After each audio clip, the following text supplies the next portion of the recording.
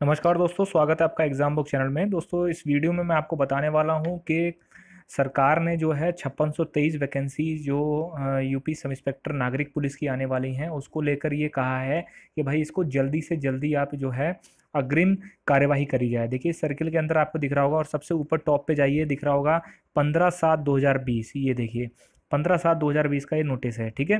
और 1277 जो है वो आपका गोपनीय सहायक, लिपिक और लेखा वाली वैकेंसी, दोनों को मिला के लगभग 7000 वैकेंसी हो जाती हैं, ठीक है।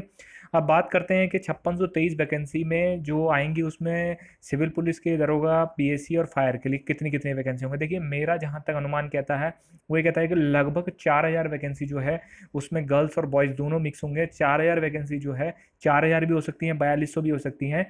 तो आपका जो है 4000, तो 4200, लगभग 4200 जो तक जो है वो आपकी सिविल पुलिस की वैकेंसी आ सकती है।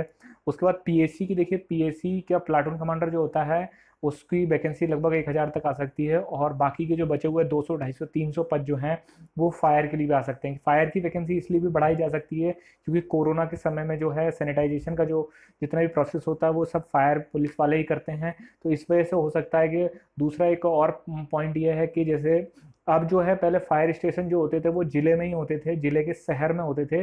लेकिन जो सिटी से हटकर अब इनको इनका जो है फायर स्टेशन जो है वो ब्लॉक लेवल पे भी किया जा रहा है।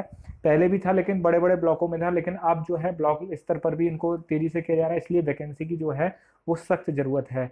अब बात करते हैं तैयारी की। देखिए, तैयारी के लिए मैंने वैसे तो सारी चीज़ें जो हैं प्लेलिस्ट में बता रखे हैं। प्लेलिस्ट में यूपीएसआई ऑल इन्फॉर्मेशन करके जो एक फोल्डर है उसमें आप जाके देख सकते हैं। लेकिन तब भी मैं एक वीडियो बनाऊंगा, उसमें मैं जैसे नोटिफिकेशन आएगा, नोटिफिकेशन को पूरा डिस्क्राइब करने के बाद मैं एक और वीडियो बनाऊंगा।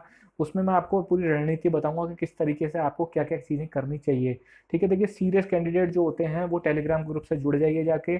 और जो सिर्फ सिर्फ और सिर्फ दरोगा बनना चाहते हैं कि भाई उनका मेंटल स्टेटस सिर्फ इतना है कि यार मुझे सिलेक्शन लेना है, चाहे कुछ भी हो जाए, कितनी भी मुझे तैयारी करनी पड़े, ठीक है। हाँ, मैं जब रणनीति की आपको एक वीडियो बनाऊंगा तो उसमें मैं आपको क्लियर कट फंडा बताऊंगा कि कैसे आपको, देखिए कोई शॉर्टकट नहीं होता, सक्सेस का कोई शॉर्टकट नहीं होता, तैयारी आपको करनी ही पड़ेगी, ठीक है।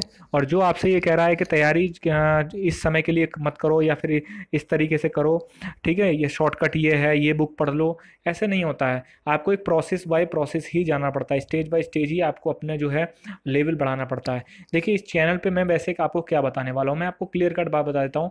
रीजनिंग और हिंदी ये मैं 100% डेडिकेटेड करके इस पर बताऊंगा आपको, जिससे कि आप 35+ क्वेश्चन वहाँ पर अटेम्प्ट कर पाएँ। 40 में से आप 35 क्वेश्चन प्लस अगर अटेम्प्ट कर रहे हैं तो समझ लीजिए आपको सिविल पुलिस का दरोगा बनने से कोई नहीं रोक सकता। मैंने आपको ये भी बताया कि जो एफएसएसओ होता है, फायर स्टेशन सेकंड ऑफिसर, उसका काम क्या होता है और क्यों आपको वो जॉब जो है लेनी चाहिए। या फिर देखिए, हर एक के लिए ज़रूरी नहीं होता है, लेकिन जो आदमी, जो बच्चा, हर एक का अलग अलग अपना अपना हिसाब किताब होता है। तो एफएसएसओ की क्या कार्यप्रणाली है, कैसे करता है, वो मैंने बता चुका हूँ। सिविल पुलिस के दरोगा की मैं बता चुका हूँ। फीमेल के लिए मैंने अभी नहीं बताया, सिविल पुलिस के लिए, लेकिन फीमेल के लिए मैं जो है अभी बताऊंगा आगे। प्लाटून कमांडर के लिए भी मैं बताऊंगा प्लाटून कमांडर का वास्तव में काम क्या होता है और कैसे ये सिविल पुलिस से अलग है, क्या उसके प्रोज हैं, क्या कौन से हैं, वो दोनों चीज़ें मैं बताऊंगा। अब अब बात करते हैं कि किस तरीके से हमें जो है पिछली वैकेंसी से इस वैकेंसी में अंतर होगा। देखिए, पिछली वैकेंसी में 50% का क्राइटेरिया था कि पर सेक्शन में आपको 50% क्वालिफाई करना जरूरी है, लेकिन इस बार क्या होगा, 35% होगा। ऑटोमेटिकली जो है कंपटीशन आपका बढ़ जाएगा। 50% क्वालिफाई करना बहुत मुश्किल था। आप विश्वास नहीं करेंगे, 70% लड़का जो है, वो बच्चे जो हैं 50% में ही फेल हो गए थे ना। आपके आसपास जो भी 2000, जिसने भी 2016 का पेपर दिया होगा उसके उसको ये चीज़ें ज़रूर पता होंगी कि 50% क्वालिफाई करना बहुत ज़्यादा मुश्किल हो गया था उस टाइम पे। इसीलिए उसको घटा के 35% कर दिया, ओवरऑल भी बनाया गया 40% के करीब। तो वो नोटिफिकेशन में सब क्लियर हो जाएगा, वैसे मैं आपको बता चुका हूँ ये चीज़ें।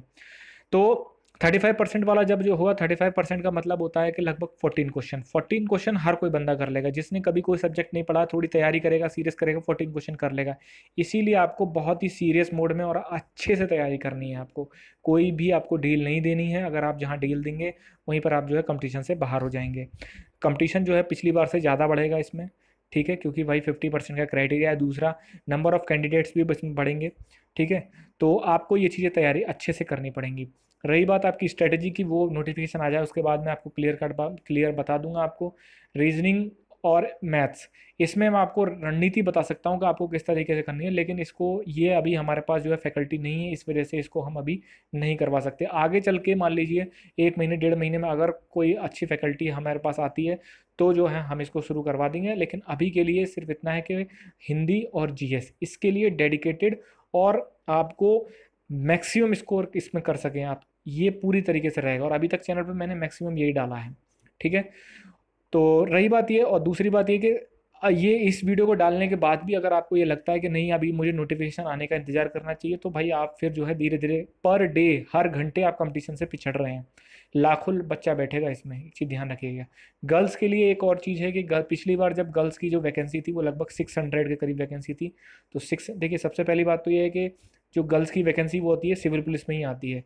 पीएससी प्लाटून कमांडर और फायर में गर्ल्स की एंट्री नहीं होती है, ठीक है। तो सिविल पुलिस में जो दरोगा फीमेल जो कांस्टेबल हैं वो सब इंस्पेक्टर्स होती हैं, उनके लिए वैकेंसी आती है। तो पिछली बार ऐसा हुआ था कि रिटन के बाद जब दौड़ वगैरह हुई थी तो उसमें वैकेंसी ज़्यादा हो गई थी और लड़कियां कम कम पास हुई थी दौड़ लगाने के बाद, इसलिए ज़्यादातर लड़कियों का उसमें सिलेक्शन हो गया था। लेकिन जिन लड़कियों का नहीं हुआ है वो नॉर्मलाइजेशन की वजह से नहीं हुआ है, वो मैं बता चुका हूँ वीडियो में कि 2016 की वैकेंसी में प्रॉब्लम क्या थी, जिससे कि उनको जो है आपका पासिंग आउट ना करवा के उनको सीधे घर भेज दिया गया। क्या प्रॉब्लम वो मैं सारी वीडियो में बता चुका हूँ, आप जाके प्लेलिस्ट में देख लीजिए। और उसके बाद ये है कि जैसे ही नोटिफिकेशन आता है तुरंत बाद जो है अपना प्रोसेस शुरू हो जाएगा। रही बात गोपनीय सहायक की, दोनों की तैयारी आप पैरेलल करके चलिए। एक एक सही स्ट्रेटेजी, अगर आपके पास ओ लेवल या किसी भी तरीके का कोई भी, अगर आपके पास कंप्यूटर का सर्टिफिकेट है 1 साल का, मैंने वो लिस्ट बताई है आपको। ओ लेवल में आपको कौन कौन से, तीसरी चौथी वीडियो आ गया, आप जाके देख लीजिए कौन कौन से सर्टिफिकेट हैं। तो देखिए बात ये होती है कि जब एग्ज़ाम, दोनों के दोनों एग्ज़ाम एक जैसे ही हैं, मानता हूँ सब इंस्पेक्टर की थोड़ा सा एग्ज़ाम में टफनेस होती है, लेकिन आपको दोनों ही फॉर्म भरने हैं अगर आप एलिजिबल हैं तो।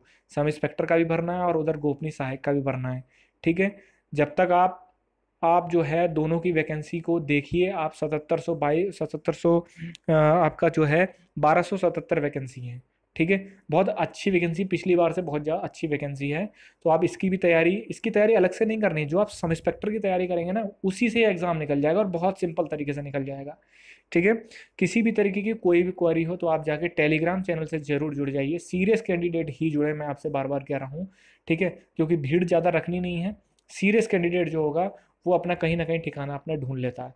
आप जाके जुड़ जाइए, कोई भी क्वेरी हो आप बेझिझक पूछिए, कोई प्रॉब्लम नहीं है। और रही बात ये कि जब नोटिफिकेशन आएगा तो नोटिफिकेशन आने में भी ज़्यादा नहीं, जुलाई में के लास्ट तक आ जाना चाहिए। अगर जुलाई में नहीं आता 1% तो अगस्त के फर्स्ट वीक में हर हालत में आएगा।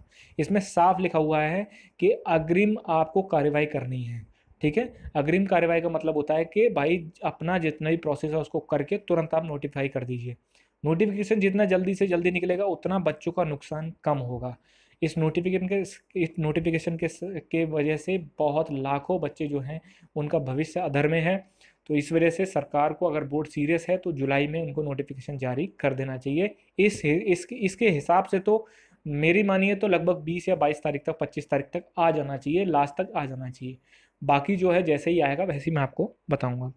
आपको वीडियो अच्छी लगी हो तो लाइक शेयर सब्सक्राइब जरूर करें, टेलीग्राम चैनल से जरूर जुड़े हैं। थैंक यू दोस्तों।